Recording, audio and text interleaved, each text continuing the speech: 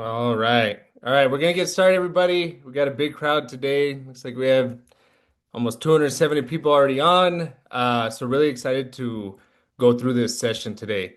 My name is Matthew Rodriguez. I'm with the Athena Coalition. I'm gonna be co-facilitating this session today, and I'm just gonna do some logistics and walk through the agenda and some intros first, and then we'll get into it. So. The point of this session today is this is a follow-up from, I know a lot of you had attended the data center policy trainings that the Data Center Working Group and AI now have put on.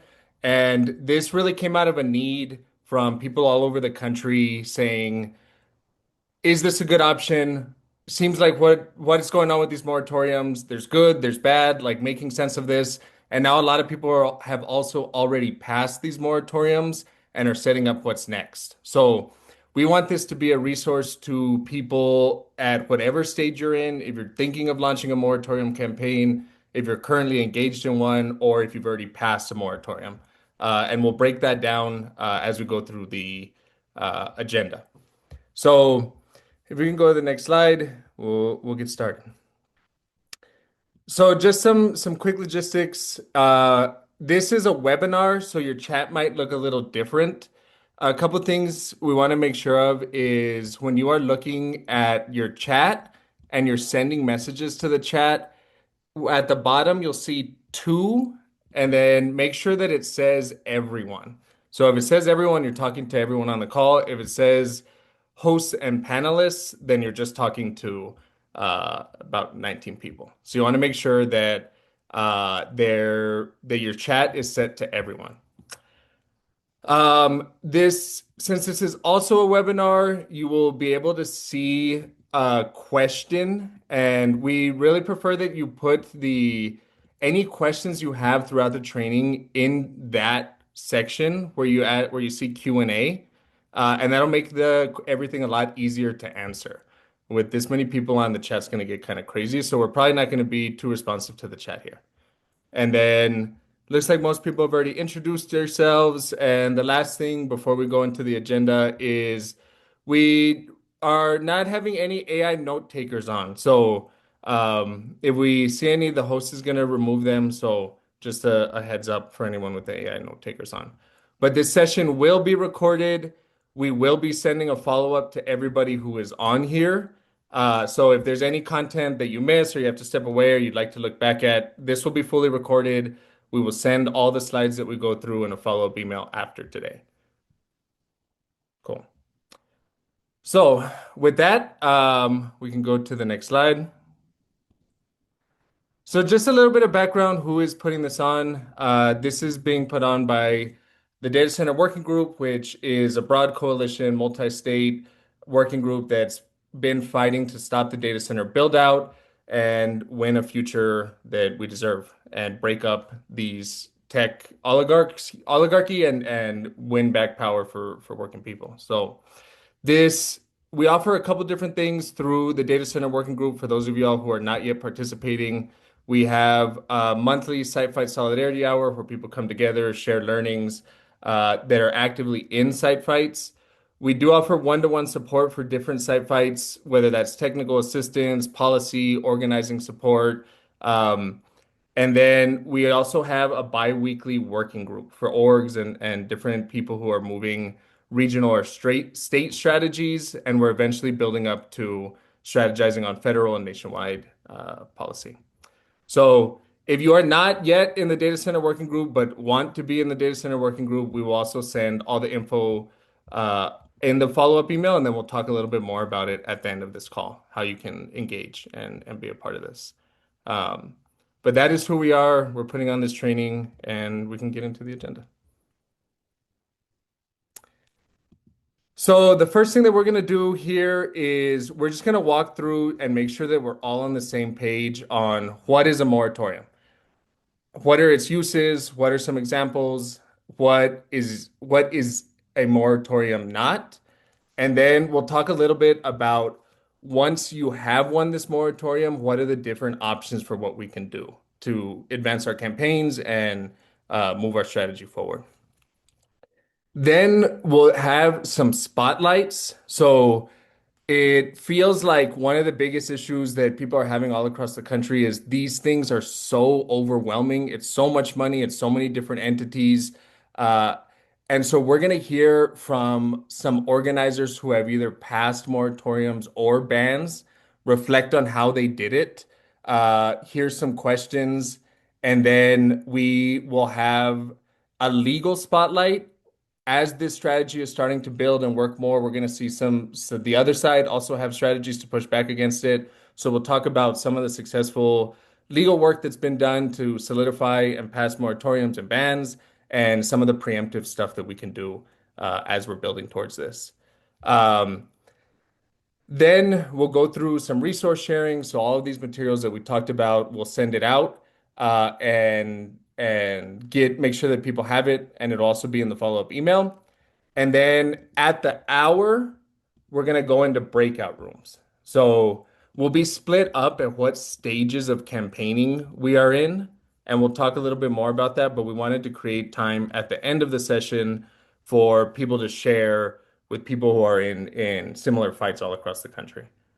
So this will be our agenda today. And I think we can get into it. Cool. So, just to start off, like we said, want to get on the same page. Why are we doing this, and what is the moratorium? So, I think if we go to the next slide, a lot of people have been familiar and curious about what is going on with these moratoriums. What do they do? And there's a lot of momentum picking up on this, which I think is shown why we have 380 people on right now.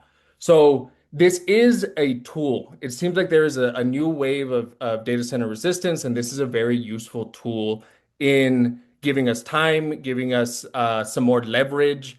And we've seen moratoriums start to pass all over the country, from Maine, New York City, Denver, uh, Texas, Arizona. These are common strategies that are working right now to move forward our campaigns. But we want to just dive into what does this mean? Because not all moratoriums are created equally. So we can go to the next slide. So basically, a moratorium is just a temporary pause on data center approvals or permits. So it is giving us time. It is a pause. This pause can be 30 days, it can be 36 months.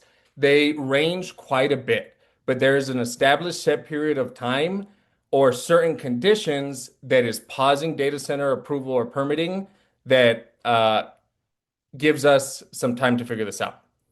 So they are typically put in place by the jurisdiction, where depending on the organizing, this could be giving them time to do environmental studies or see the impacts to the energy grid, see the impacts to ratepayers.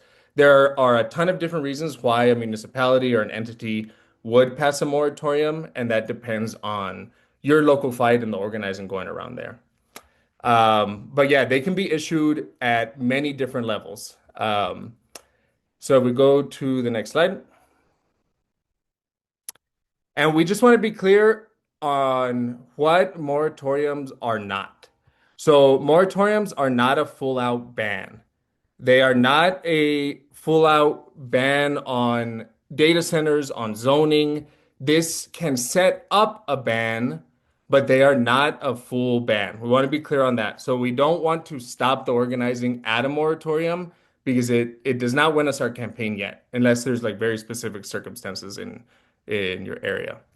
Um, and typically, most of these moratoriums are not stopping already approved permits or expand or facilities. So a lot of these moratoriums that we're seeing are future data centers, future zoning, but they're not retroactive and stopping already approved data centers or rezoning or land sales or whatever it is. Um, and like we said, moratoriums are not all the same. Some are much stronger than others, and we want to talk about that a little bit here in how can we make it as strong as possible? Because this issue is getting so much momentum and is being seen as a useful tool, we're also seeing some co-opting of moratoriums. There's some examples of utilities writing their own moratoriums to give them more time. So we want to talk about like what makes a strong moratorium and what makes a little bit of a weaker moratorium. So that is just some grounding on what these are and what we're going to be talking about here. And then if we go to the next slide. Cool. Yeah. So moratoriums, like we said, are a starting point for lasting protections, but they're not alone. So that is the first thing that we want people to get in. This should not be the end. It is the starting point and a way to advance your campaign. So, to talk about how we can build on this, how they can use this as an organizing point, and what it sets up, I'm going to pass it to Ali Finn from AI Now, who's done an incredible amount of work putting together policy and working with groups to win real material policy after these moratoriums are paused. So, I'll pass it to you, Ali. Thanks so much, Matt. Thanks everyone for being here. Next slide, please, Kate. So the rest of our conversation today is really going to focus on this question. Once the pause is in place, what can we do with it? And this really applies to all the folks here, even if you haven't passed a moratorium yet, because there are ways to set up your moratorium to be as strong as possible and angle towards these protections from day one.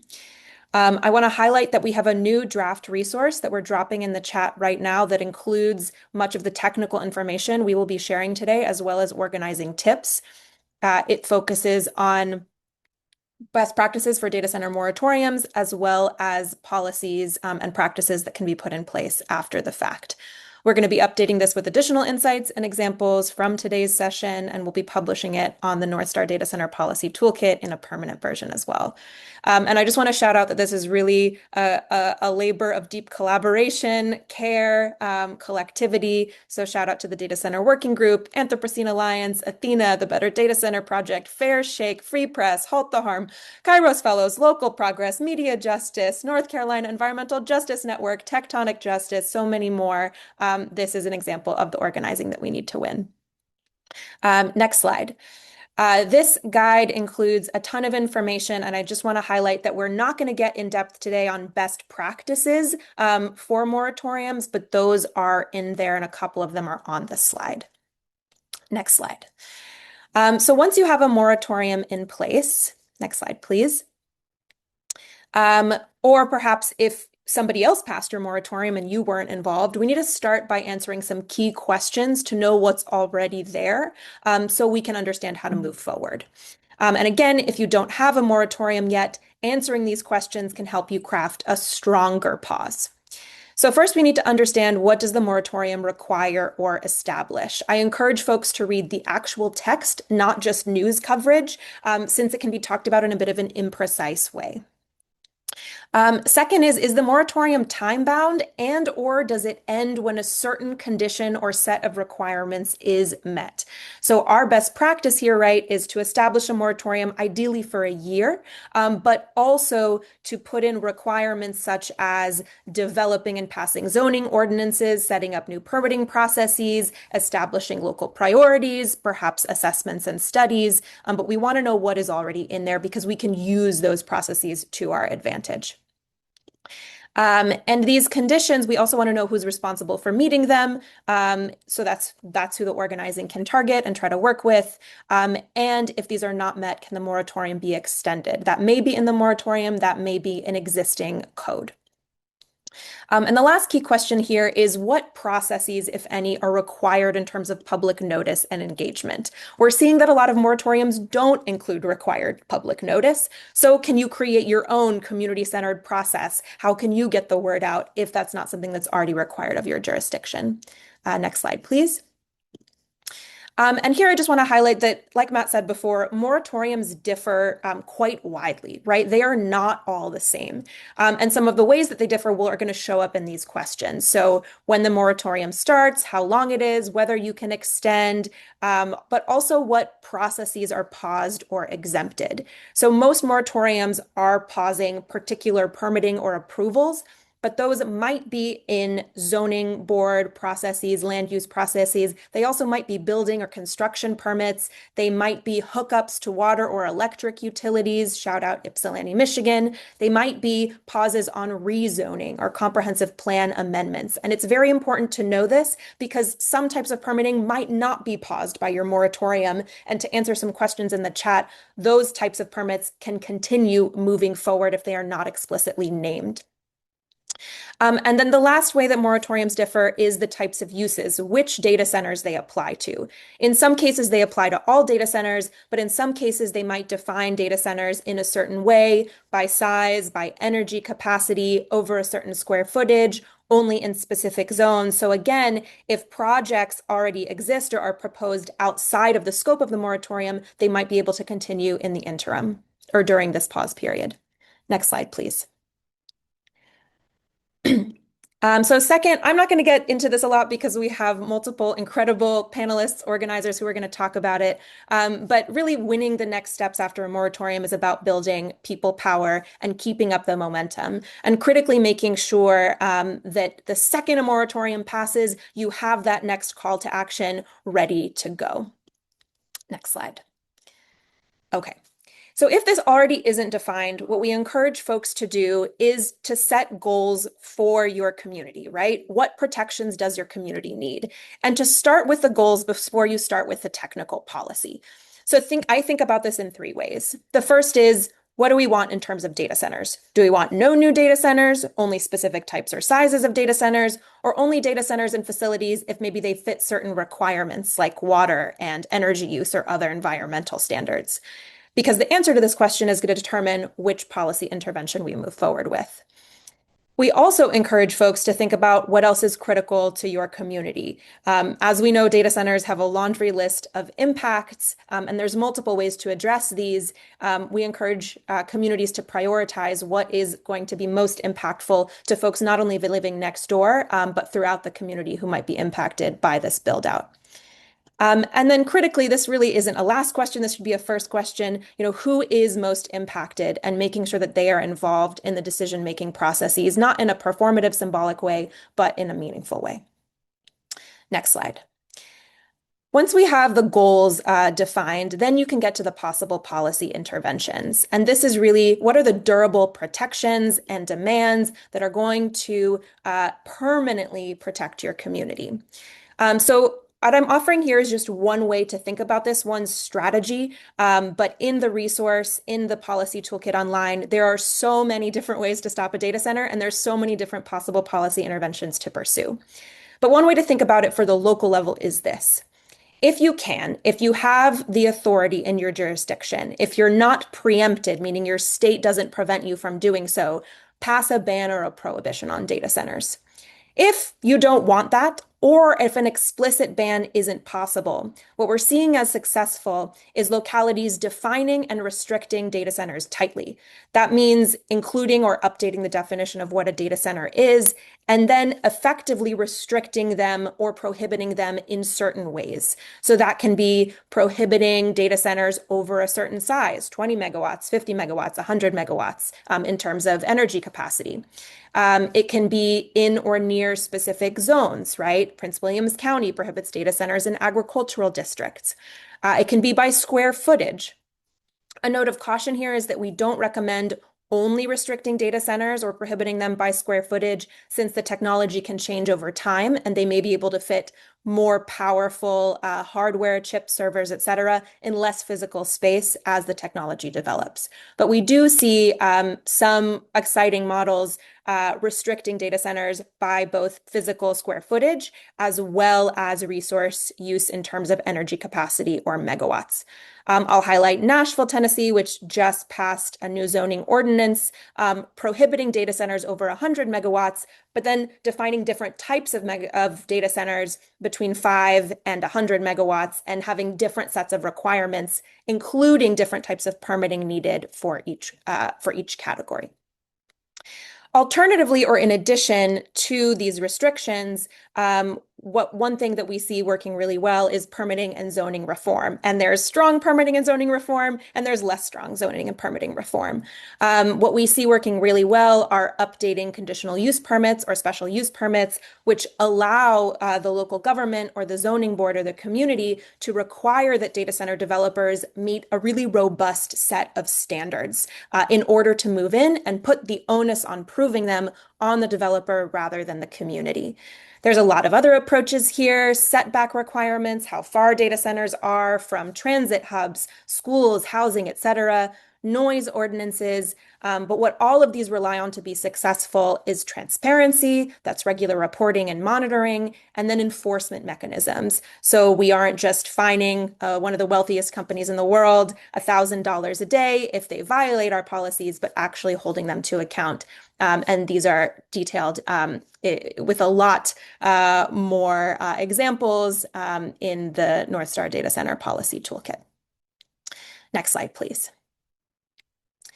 This is the last point I'll make here, and then I'll turn it back to Matt to introduce our local organizers and advocates. What we're starting to see people do across the country is to think beyond data centers as physical infrastructure, but understand what they power and the other impacts that they might have on our communities. And this falls in two buckets. The first is, we're seeing at the local and state level protections being passed to protect communities from harms driven by the deployment of AI technologies. So that might look like restricting local government use of harmful AI technologies, such as in public benefits and healthcare and other types of decision making. Shout out TechTonic for their great work here. Prohibiting or limiting the use of surveillance technologies, including surveillance pricing, algorithmic wage discrimination. Challenging corporate behavior through meaningful penalties and community oversight as a counterweight to corporate control. And again, the guide that we're dropping in the chat has a lot more detail here. And then the second and last point is also to realize that data centers is just one example of how corporations are making decisions about our futures, right? Instead of people living in communities who get to live what happens next.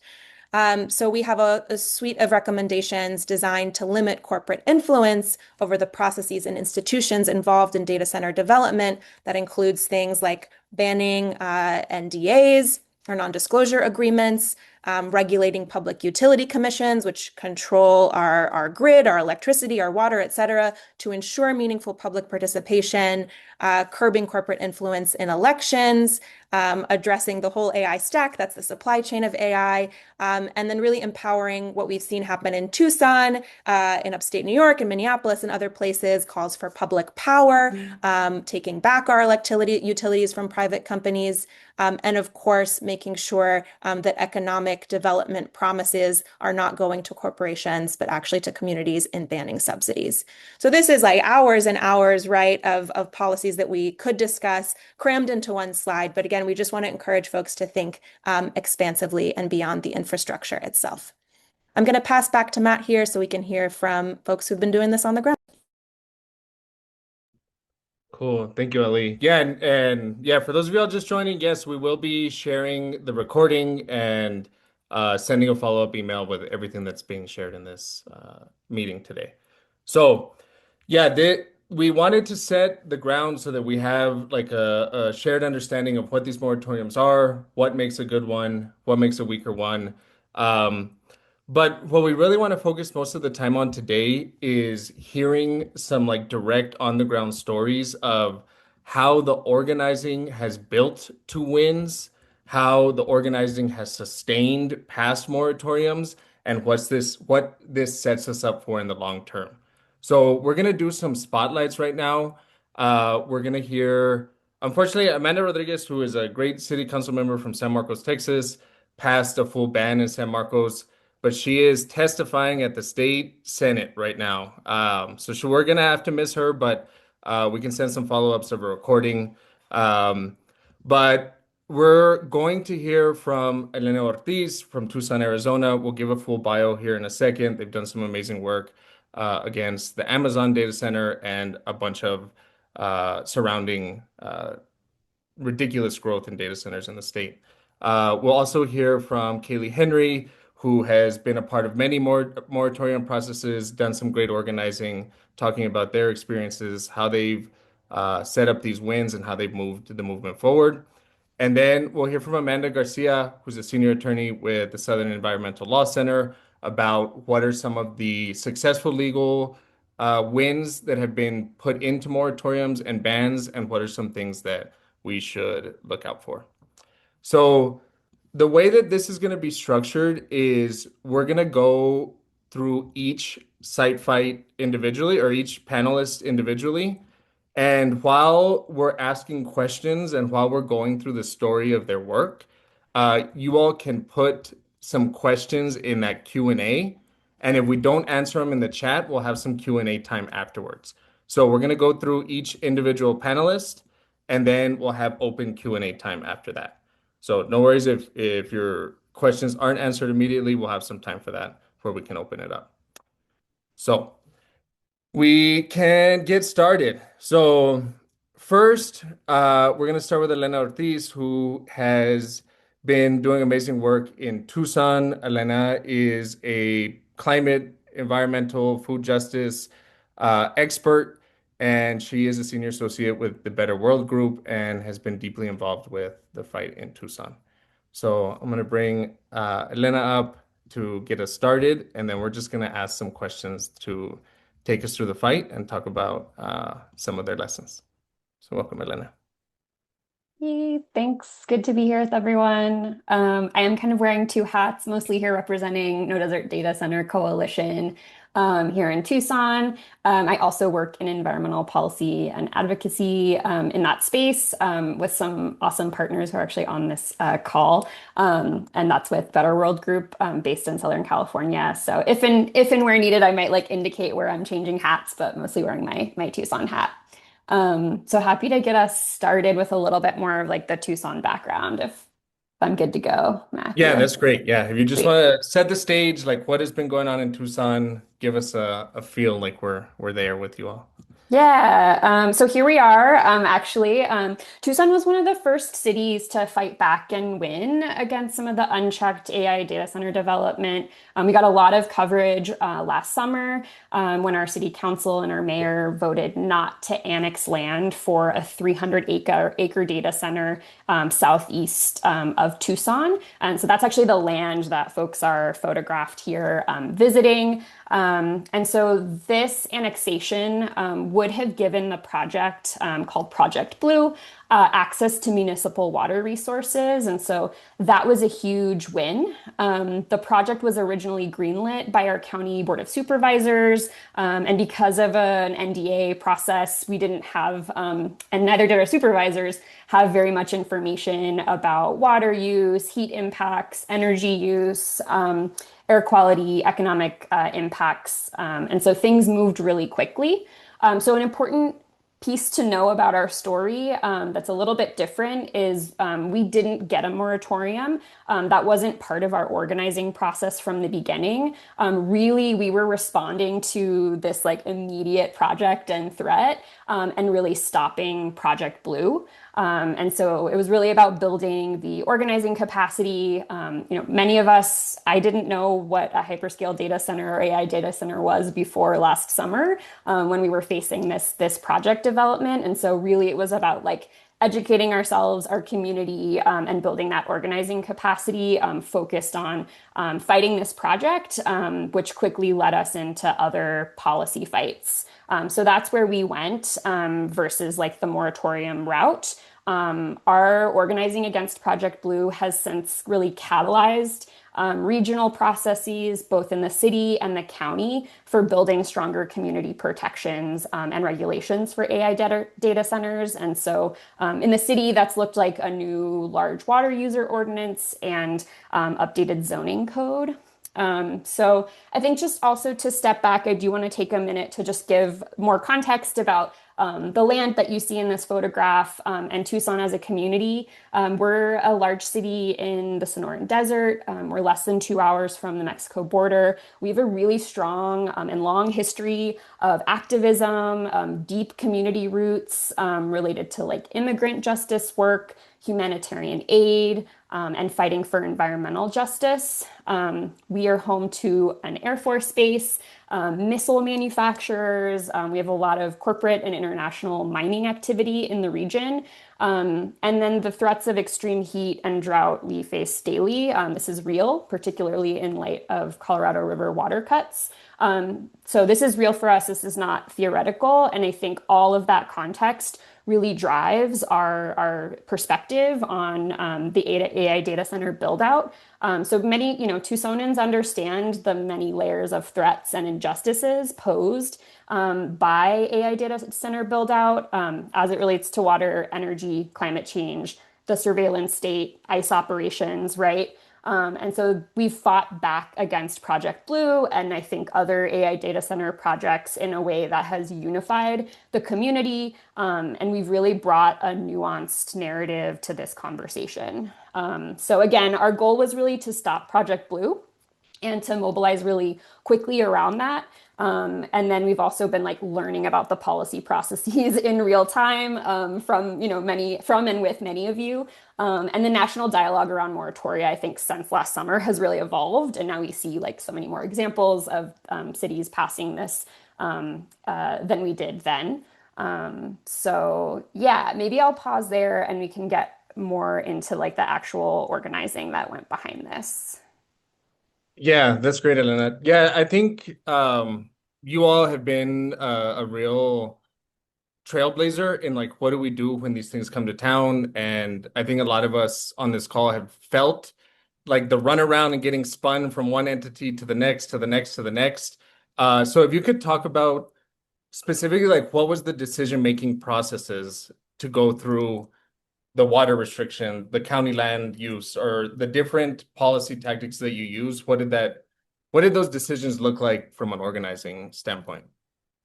Yeah, well, like I said, for Project Blue, we learned about this right before our County Board of Hmm. Supervisors voted to approve the project. And so that happened really quickly. So we had to pivot and look at the next kind Hmm. of political venue where that was going to be decided on. And that was our mayor and city council. And so we organized and showed up to a lot of county meetings and then city meetings to really make it clear to our representatives that we did not want Project Blue. We did not want a data center. And so we organized around different, where people's expertise and skill levels were. It was very grassroots. We worked with some local institutions and nonprofits, but for the most part, this was like fully grassroots and folks doing this. So this is not their day job. Yeah. So art was huge. Door knocking, kind of like talking to residents, educating ourselves, educating other people about the potential impacts. Again, this was last summer, and we were all kind of learning about this in real time. We showed up in really large numbers to, council meetings, but also there were a series of information sessions around Mm. Project Blue that were hosted by the city, but really led by the developer. And so we really showed up in large numbers and pushed back to really get the developer in the city to meet us on our terms in those meetings rather than the other way around. Yeah, no, yeah, that's great. And I think something that a lot of people, it's surfacing in the chat, but I know a lot of fights all across the country are going through. How do you move people? Say your target is the zoning board, and that doesn't happen. It does get rezoned, and now your new target is the city council. What, how did you collectively decide that decision and make it clear with your base and the grassroots organizing that this is our next target? This is the most important place that we could be putting our energy right now. It's a good question. I think it's like twofold. It's following the process, so and like holding the larger whole. Mhm. So I think a lot of it is like narrative and storytelling. Sure, the decision process is going through these, specific channels, but I think taking a step back and painting a larger picture for folks about Hmm. what this process is, how it relates to Project Blue specifically, and then new data center projects as they pop up. There hasn't been one venue, I guess, right? Yeah. Some people are showing up for the zoning and the planning commission meetings and the city council. Some folks, as Ali mentioned earlier, are leading the fight to get public control of our electric utility. Some folks Hmm. are doing advocacy at the state and showing up at our PUC, at our Arizona Corporation Commission, and putting pressure in on that venue. And so I think it isn't just one. And so I think it Yeah. is just about identifying like what are those key decision-making venues, and yeah, and organizing folks around that based on energy and interest. Yeah. And then also regionally, right? For some of the state level fights, we've been able to engage with our partners up in Phoenix and Pinal Yeah. County. And so those partnerships are really important. So I think maybe having a broader idea of like who your base is, like sure you have your grassroots community that you're organizing with your neighbors, but also in Arizona this is not just our watershed, right? We share our watershed with our neighbors, and so having like a little bit of a broader regional perspective, I think, can be helpful. Yeah. Yeah, that's great. Yeah, it feels like that's one of the most important things in a successful site fight is like a real power analysis of who's with us, who's against us, who do we need to move, and where can people participate in that. Just a two couple quick questions before we go to the next one is what is the long-term vision? Like, how have you all been talking about the long-term vision for what this coalition is doing, what the organizing, what the base is doing, uh, whether or not Project Blue is completely shut down. Um, yeah. Yeah, that's such a good question. Project Blue is, they're currently demolishing a tract of desert right now to build Project Blue. So that project is moving forward. I think like immediate term vision, want to like continue to build partnerships and relationships with folks across the state. There's a huge project going in north of Tucson and up in Pinal County. So I think building relationships at the state level, we did get the data center. There were like some tax incentives at the state; those have been paused. So I think getting those removed, really getting a ban locally in Tucson, and then longer term, like I said, we really want to get public control of our electric utility, which was, a major player in allowing Project Blue to move forward. And then I think we are continuing to envision and do visioning work together on what we do want, right? I think we're faced with that challenge a lot when we go to our city council and we're saying no. I think that our city also wants like more direction. Our city leaders need more direction on what we do want to see in terms of development. So I think continuing to envision together what resilient Tucson looks like, what kind of development we do want that's going to be beneficial to our communities, bring good jobs, and not sacrifice our beautiful desert, our limited water resources, and yeah, just be better and healthier for our communities. But I think that's like that's part of Yeah. the continued work for sure. Great. Yeah, thank you so much. And just last question, just because of the scale and size of these fights, a lot of times I know we're finding ourselves being very reactive to everything the developer or the county or whatever entity does. So just like what are some things that you wish you all knew or understood when you first started this and the policy approaches that you took based on that knowledge? Yeah, I think that this is a good question. I'm gonna kind of think about the zoning process particularly. So we fought against Project Blue. Our city council voted not to annex the land. So that prevented the project from getting municipal water resources. And it really catalyzed a process where the city council has created this new large water user ordinance. And then they started a new zoning process that basically doesn't allow development of data centers by right. It's much more restrictive and it needs to go through a city council approval process. So I think just engaging earlier in that process, we met with our city councilors, but I think starting and engaging in that process earlier, actually like sending sample policy language to our representatives early. I think continuing to challenge the assumptions that folks are making around preemption. So there is state law that prevents us from, well, potentially prevents us from having a ban. And I think it's just really important to remember as like community members that our city councilors and the city staff work for us.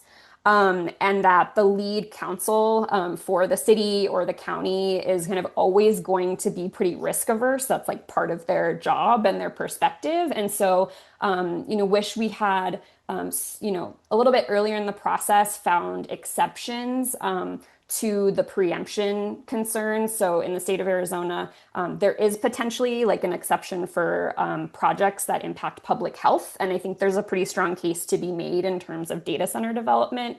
So I think continuing to lead in like finding those exceptions, imagining what's possible, and then reframing our current understanding of risk. Right now, the city and the county is afraid the risk is being sued.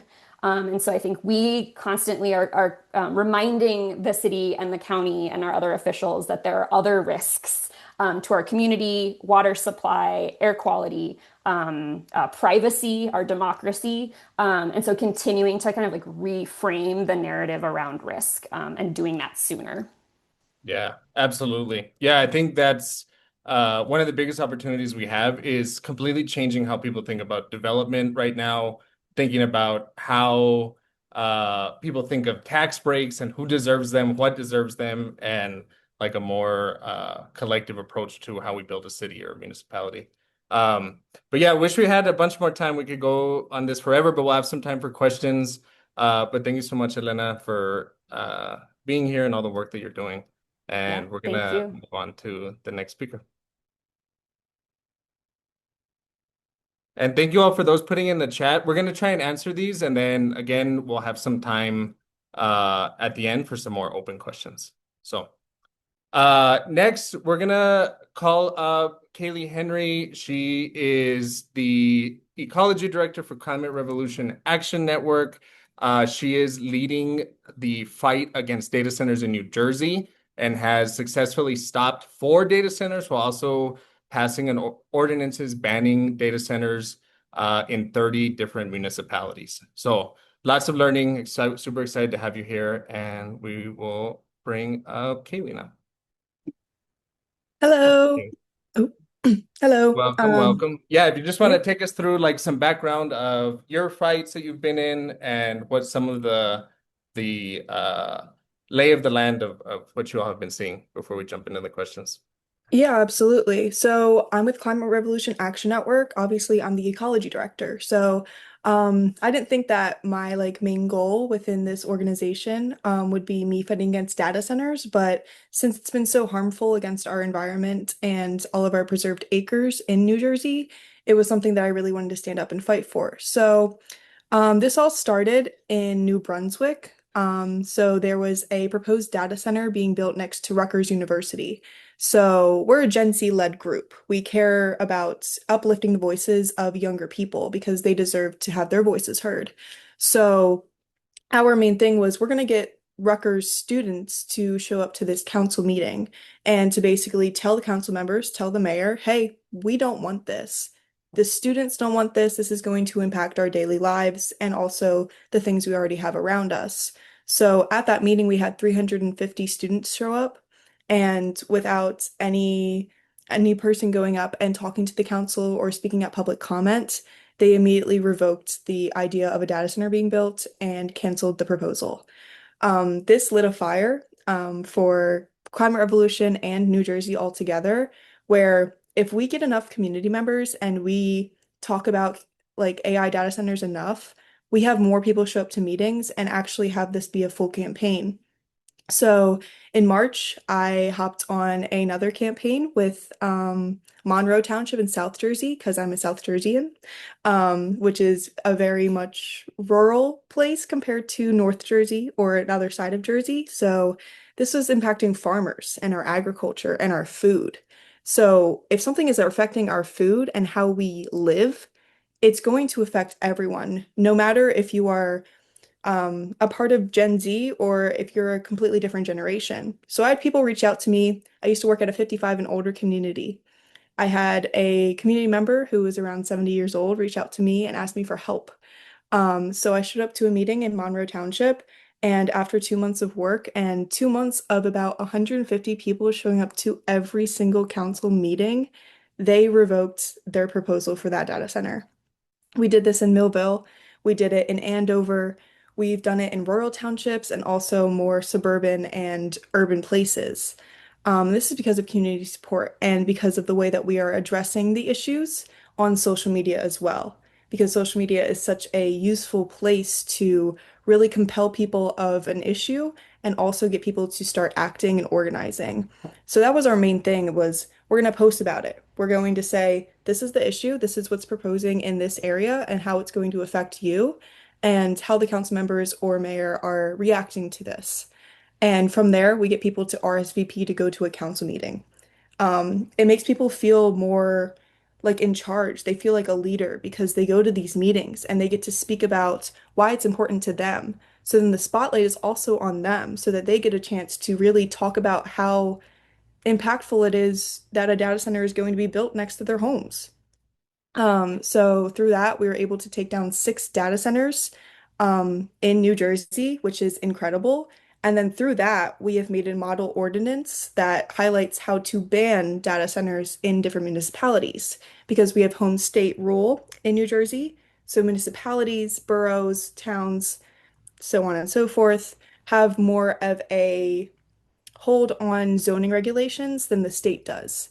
So we've been calling for a state moratorium, but it's not really going in the way that we're thinking that it's going. So our new thing is going from municipality to municipality and borough to borough, asking them for a ban on data centers. So recently, we now have 34 municipalities banning data centers in New Jersey. And that's just from us attending council meetings, and that's from us posting. And now we have council members and town people and even congressmen reaching out to us, urging us to go to meetings and to pass this ordinance that we made. Um, so yeah, that's our whole thing. That's been my fight within climate revolution. So it's been wonderful, and we're getting on the ground a lot. Yeah, yeah, that's awesome. Amazing work. Lots of love in the chat. Just a couple questions because I think you talked about two things that I think people are really wrestling with right now. I think the first one is you said you had one kind of demographic base when you started, and then you expanded into a broader base. What was that kind of work to see for people to see each other united in this fight? What were the conversations? How did that like process work in the organizing? Yeah, I think we all understand that this is not bipartisan or it's not one versus the other or anything like that. It's more about this is affecting people and people need to be involved in what's affecting people. It shouldn't just be a big tech company or it shouldn't just be one council member or one mayor affecting how thousands of people live. So we first started out again with Gen Z, and through there, they're talking to their parents, then they're talking to their grandparents, and everyone is always, hey, if this is going to affect again our food, our water, because it's so essential in New Jersey, because we have been in a drought for 3.5 years. If this is affecting our water even further, how is this going to affect our future, our lives of maybe our future children? I'm 20 years old and I'm speaking to people who are 3 times my age who are trying to understand what data centers actually are or understand what AI is in general. And they're reaching out to me so that I can tell them about that. And then they're telling me about what zoning means or why they believe farmland should stay farmland and be zoned as a forest area. So through that, we're learning all of these different intricacies while also like showing young people get things done with the help of other generations. It's not just us. it's all of us together working basically as a team, as a full community in New Jersey. Yeah, Yeah, that is great. And I think that is one of the best stories we've heard across the country about how pe everyone has their place in this. What exactly. if you are close in the church or the union or the neighborhood group, it might be a different role than someone who's on campus or works in the industry or works on policy. Like finding a very clear role for everybody is huge in that sustaining. Um, I think last question before we have to move on is just as you moved from municipality to municipality, how did you sustain that? Did you keep some of the base like a part of this, or what does that look like? Because I think it's been put in the chat. What we're seeing is one town will block it and they'll move 10 miles over. So how have you sustained it and gotten people to see that the fight is connected, even if it's not next to them? Yeah, so we all know, I think New Jersey, because there's so many people here. Like we're such a small area, but so many people. So we know people from different towns, and then we know people from in North Jersey versus South Jersey. I know so many people in North Jersey, I'm in South Jersey. Um, and it's just, again, with that communication thing of social media, we've had videos that have gotten over millions of views. And that is also what has pushed us where it's like everyone in New Jersey knows that if something's going on in a specific municipality, hey, that's going to affect everyone. It's going to affect everyone's utility prices.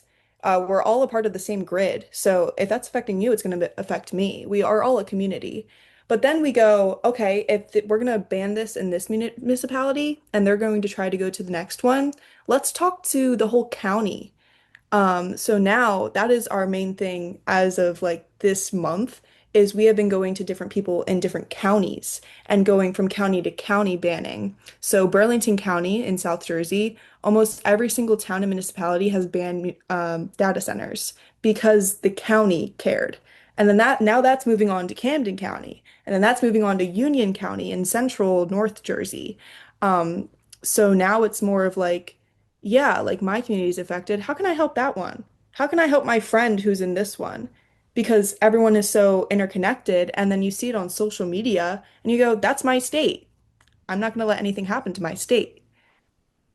I think social media is a great tool and something Yeah. that we should be using a lot, a lot more. Yeah, definitely. And I think that's the opportunity we have. I'm super glad you talked about it is people, these developers don't want to talk about this. It leaves such a vacuum of information that social media, town meetings, whatever it is, can fill and be the only voice sometimes people are hearing on what is a Yeah. data center. Yeah, Um, exactly. but yeah, thank you so much, Kaylee, for your work and for everything that you have been doing and will continue to do.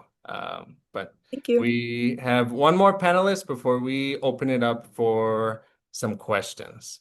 And there's some great things in the chat too. Um, so that was some of our organizer spotlights on different strategies we can use on both base building and getting wins, whether that's a moratorium, a ban, or different zoning wins. And then uh, as these strategies are working and as this seems like a collective tactic, we know that we're likely going to see a lot of pushback. And some of that will be, like was talked about earlier, threatening to sue or saying things are illegal or taking apart some of these moratoriums.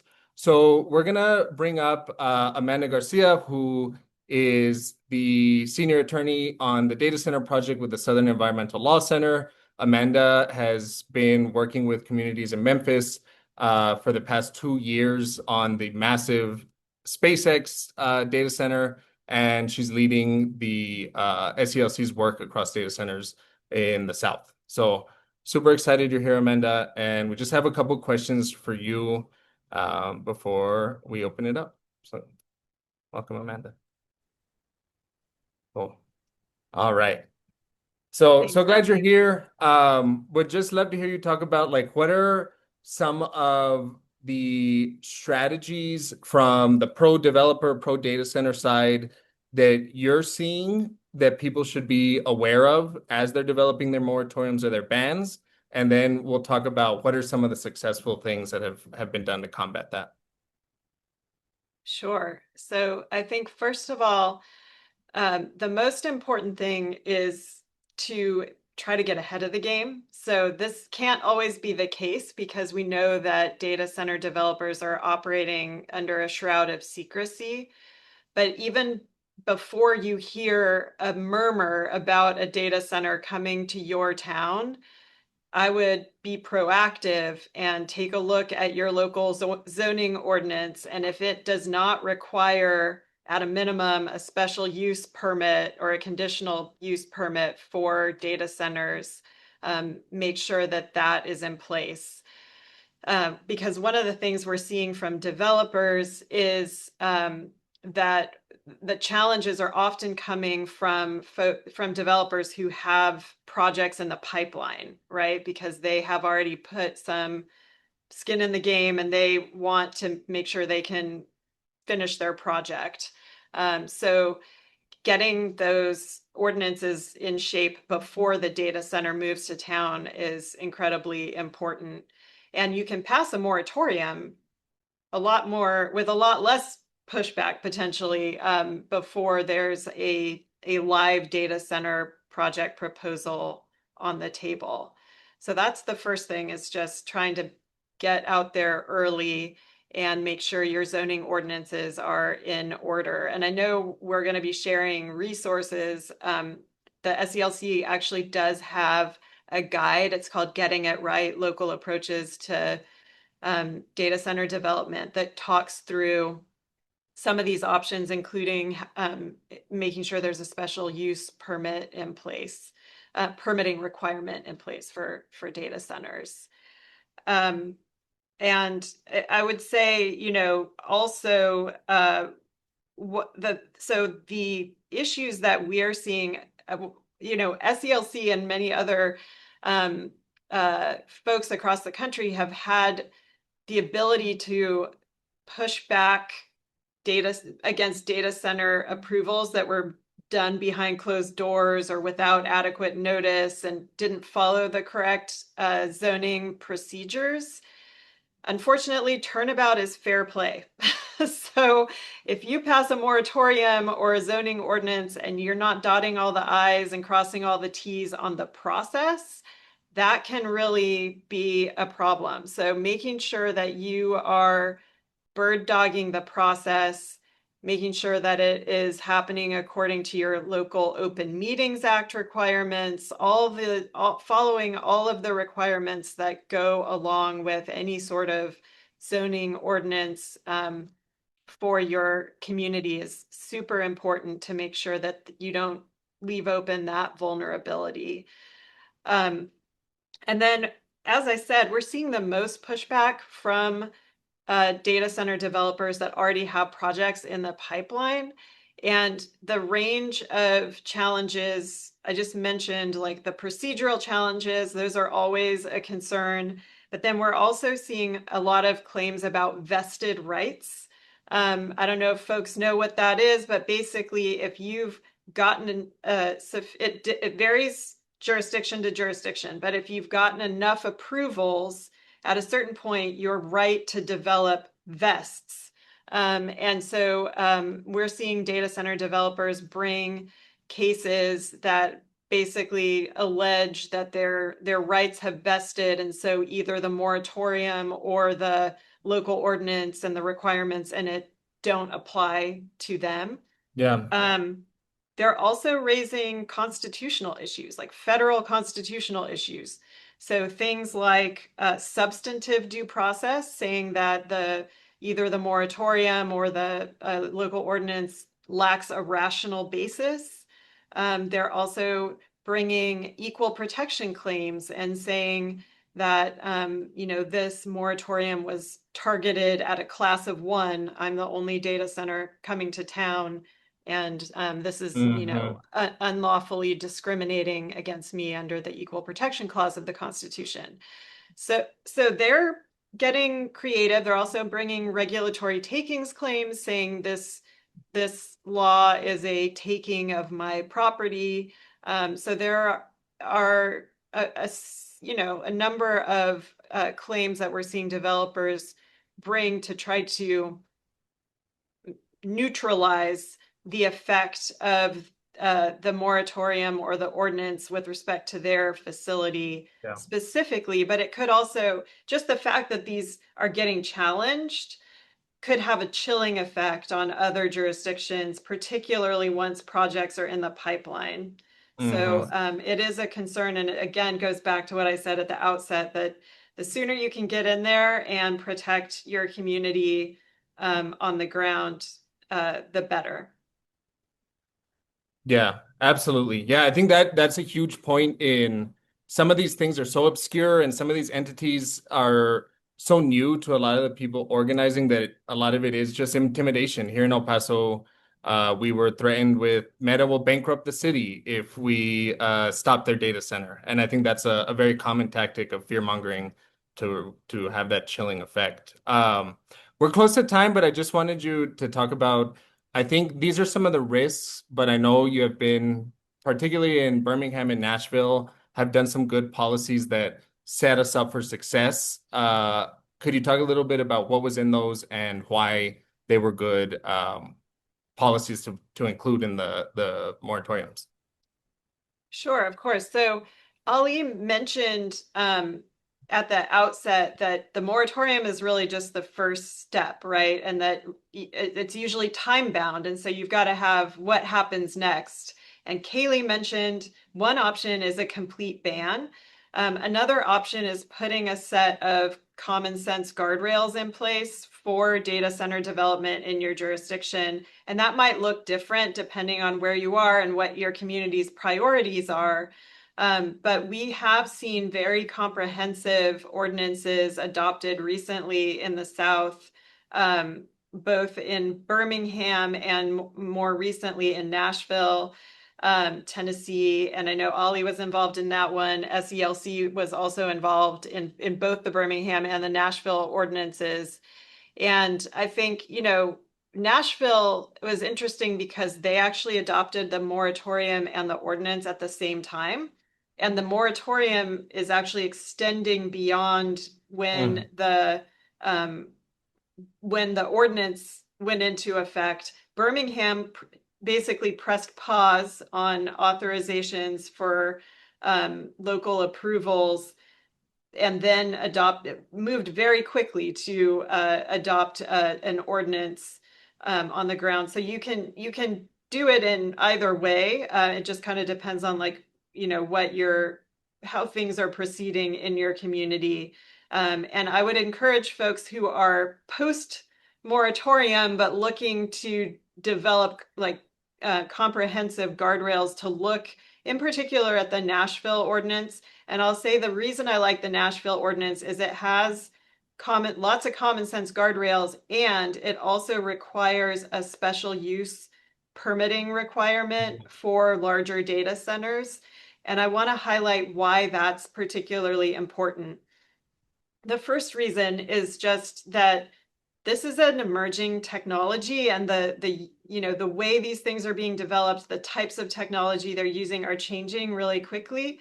And so having that flexibility to require conditions that are responsive with respect to an individual project is really important. On the flip side, every place is different, right? And so you might care particularly about noise or about water. And so having that flexibility to make sure a specific project, even when you have good guardrails in place, has to meet, kind of above and beyond to be responsive at the local level is really important. And then the second reason is just because you do have those conditions, right? And the community gets the seat at the table on a specific project. If you pass a comprehensive ordinance, but there's no special use requirement, if there's no rezoning or anything like that, then the project could just kind of proceed without the community getting a seat at the table to make sure that all of the concerns are adequately addressed. Yeah. Yeah, that's great. Yeah, I think part of what we heard in all of these stories is like understanding your municipality and understanding your base. And that really accelerates how successful these are going to be, making sure that the issue that is motivating people is addressed in the moratorium and sets up the next phase of the organizing. And then also understanding this is what our municipality can or can't do, or our county can or can't do in building that campaign around that. So yeah, thank you so much, Amanda. I think we'll have lots of questions too in the chat, but appreciate you being here. And yeah, lots of appreciation in the chat. All right, yo. So yeah, if you want to just put in the chat gratitude and for everyone who's been here, I think we are a little bit over time, so we're not going to go into the open Q&A right now. But I think just quickly, we have two questions that I think were hit on in all three of the speakers, but just across the country, we have seen these as some of the best practices to winning and maintaining our bases and building off our moratoriums is one, having a really clear power analysis. Who is our base? What are they good at? What do they like to do? How is this going to set them up for the next one? And I think that helps us answer one of the questions that was put in the chat earlier about what if everyone's no data center, but we have to go through the zoning first, or we have to go through the moratorium process first. Really understanding the power analysis and being able to explain that to your base keeps people in long term. So people understand right now we're focusing on the tax breaks, but this sets us up to block the data center next, or this builds our power to do a full out ban. So those are some of the things that I think really successful site fights have done is a very, very clear power analysis on the structure around them and their base. So we are going to go into the breakout rooms, but I know some people have to get off right now. So just wanted to share this resource.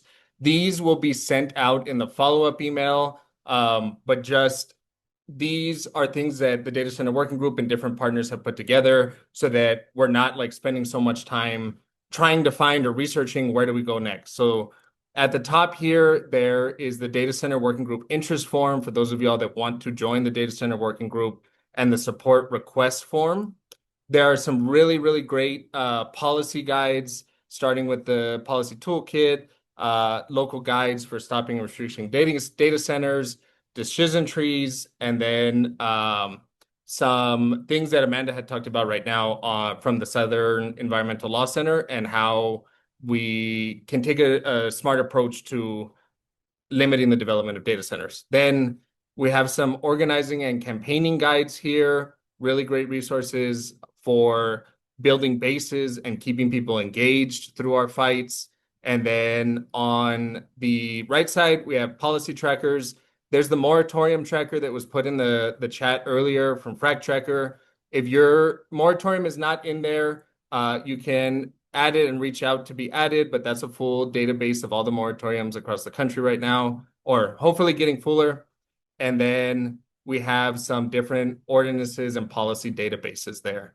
And then lastly, there are some moratorium specific resources. So how you can use your moratorium to continue winning and building your base, what makes a good moratorium, and then some examples of land use moratorium. So these are resources that will be sent out to everybody.